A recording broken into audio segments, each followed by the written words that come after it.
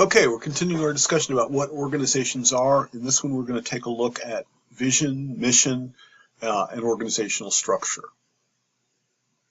So what's a vision? Every organization has a worldview. It's very strictly speaking, it's not legally required, but it's useful for internal purposes. So in other words, it's how the organization sees the world and how it sees what it would like to ultimately create. So here's an example of one from something called Seven Arrows. The community we see is one in which all persons are free and empowered to make their own life choices, supported by caring families, neighbors, institutions, and government.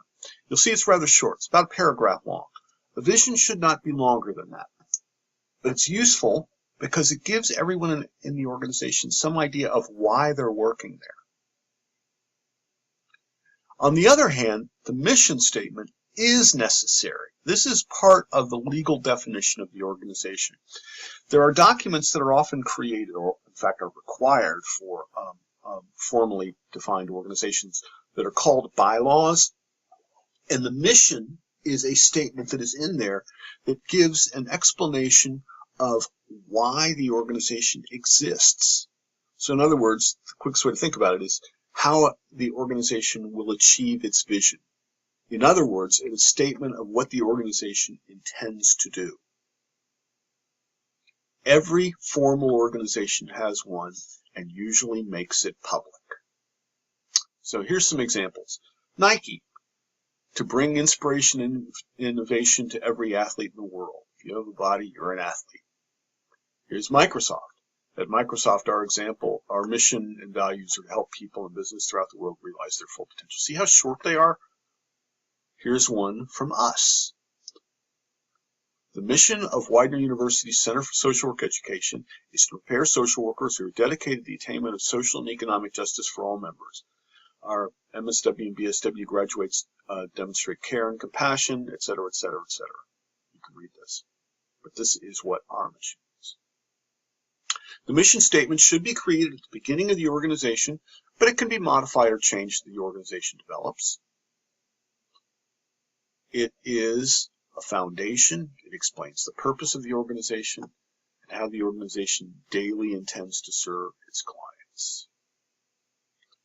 It describes primary products or services. If there is a competitive element, what is that competitive advantage? And what's its overall strategy for long-term success?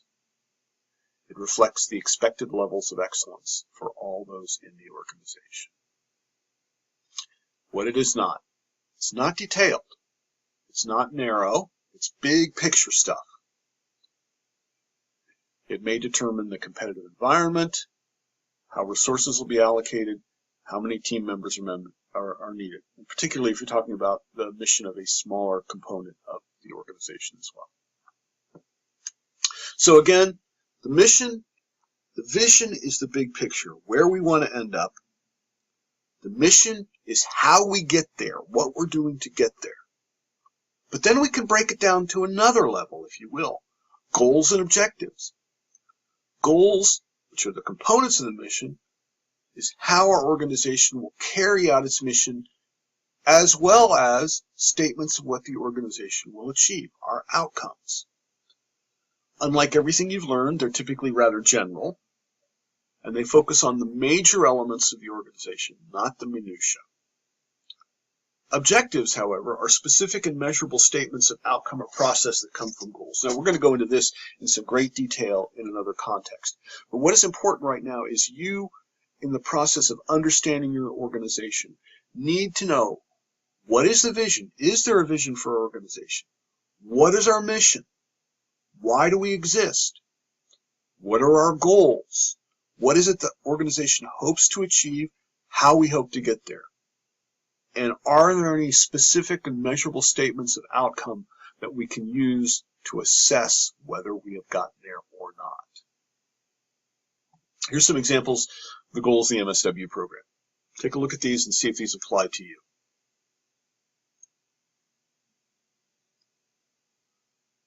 That's what we are. Now, there's another thing you often hear a lot about, something called a strategic plan. A strategic plan we will address in a subsequent lecture in a great more detail, but I wanted you to understand what it is right now because you are going to want to see if you can find one as part of your capacity assessment.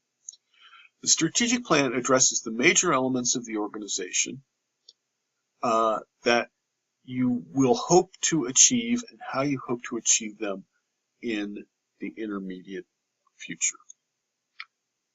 So, where we are right now, in your capacity assessment, in your understanding of an organization, any organization, you want to know its auspice. What is its legal basis? Is there a vision? Is there a mission? Are there goals? Does it have a strategic plan? And you can certainly ask people in your organization about this as you go. Hopefully you're going to get copies of this stuff because you want it when you write your proposal, as well as the capacity assessment. The next thing to think about when you think about an organization is what's its structure.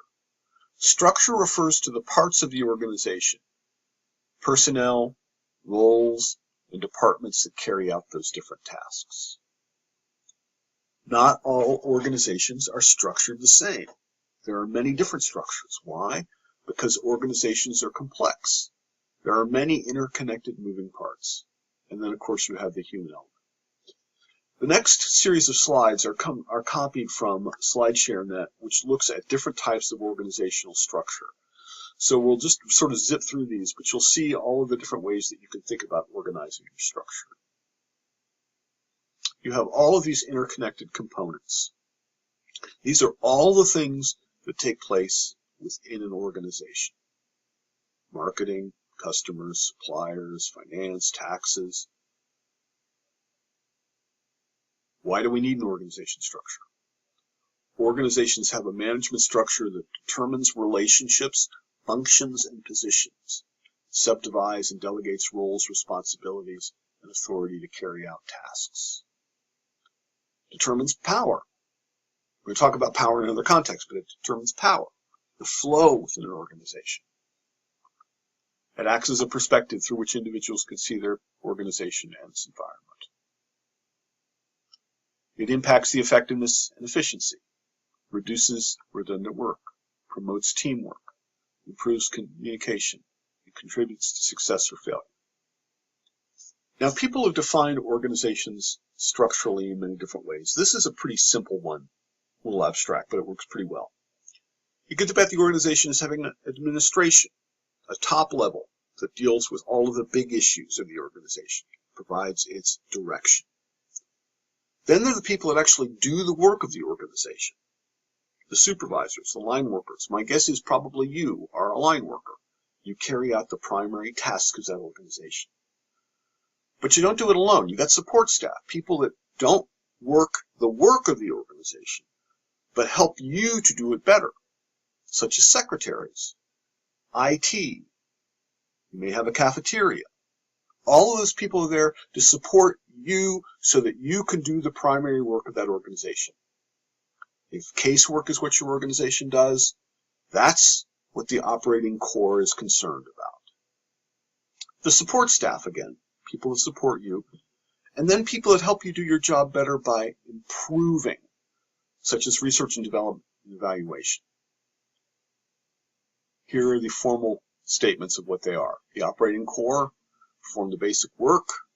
The strategic apex, the administrators, top level managers, middle line, managers, technostructure, the analysts, and then the support staff. And this is what it might look like in any organization. Down here, at very lowest level, where it says purchasing agents, assemblers, that's us, the caseworkers. Above us are the supervisors. Above them, the vice presidents, the department heads. Above them, the board of directors and the administration. We have the support staff, which here would be things such as legal counsel, public relations, pricing, payroll, mailroom, the cafeteria. We have strategic planning, people think about the technical issues of that organization. This, by the way, comes from a very prestigious book called Mintzberg Power in and Around Organizations, which is a very thick, very important book, very prestigious. It gives you an idea of how organizations operate. So these are the various types of staff that you will, and components of the organizational structure: administration, supervisors, direct care, support, clients. Now, what's neat about structure is you can actually diagram it. You can create a chart. You can actually draw the structure of the organization. Follows are a couple of examples that are what are called organizational charts, or sometimes they're called flow charts, that show you how the structure exists in many of the types of organizations that we work in. For instance, many of us exist under a board of directors with a chief executive officer. We have department heads and supervisors. We have the VPs. Then down at the very bottom would be us as the workers. Here's another example of how it might look. Again, those lowest categories would be the people that do the kind of work that we do as clinicians. We have supervisors and department heads above us. We have administrators above them. We have people that do the research to the side. Now, organizational structure exists to carry out processes. There are three that people commonly talk about: technology, power, and communication. We're going to take a look right now at communication and information a little bit later on. Now we're going to look primarily at technology and power. So what factor underlies an organization's success more than anything else? Surprise, surprise, it's power. What is power? What are the bases of power? The bases, Cotter and Schlesinger have defined power as the measure of a person's potential to get others to do what he or she wants them to do, so as to avoid being forced to do what he or she does not want to do. Power has the potential to influence individuals and groups, as well as organizational outcomes. Influence can be both covert, through attitudes, values, and thinking, or overt behavior and action. Many types of power. Base could be position, closeness to power source, ability to punish, personal relationships, the ability to withhold or deprive information, or we can be persuade people. Expertise, competence, role modeling, ability to reward, helping, caring, and information. So I want you to think about your own organization and how people get you to do what you are supposed to do. Which of these bases of power apply to your administrators? Which apply to your leaders? Take a look, see what you think. Now, there's one more component of structure I want to talk about, about the structure of an organization, the processes, and that is technology, how an organization does what it does. Believe it or not, every organization has a technology. We often think of technologies as computers, but technology can be something as simple as pen and paper, or me talking to you is a technology. In the human services, we talk about three primary technologies. System processing, meaning applying some sort of assessment tool, maintaining, helping our clients from getting worse, and then changing, helping our clients to get better. It's pretty abstract stuff, so you don't have to worry about this right now for any of our projects in here. But do understand that every organization has to have technologies. Technologies are critical to get the mission achieved. That concludes week 1's lectures. Module 1, excuse me.